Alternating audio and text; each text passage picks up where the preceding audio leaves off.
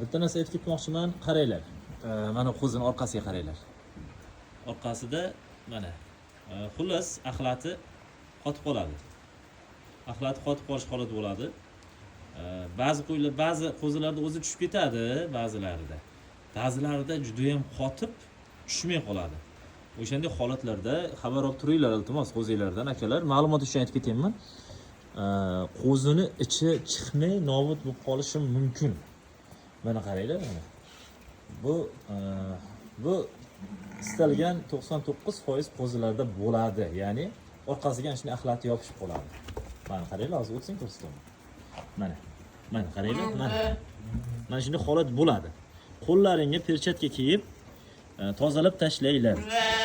O'zi bir marta tozalangandan keyin qaytib bo'lmaydi. Bir marta tozalangandan keyin, ya'ni qotgandan keyin bir marta tozalasanglar, o'sha undan keyin orqasiga yig'ilib qotib qolmaydi. Qo'zichani qaranglar, qiziqib kelyapti kameraga. Chiroyli kadr bo'lyapti, chiroyli kadr. Qalaysan? Yaxshimisan? Voy malades, mashalloh, ketdi. Ana shunaqa gaplar akalar. Ma'lumot uchun aytib qo'ydim. Bilganlar uchun emas, bilmaganlar uchun. Har doimgidek negativchilar omonmisizlar?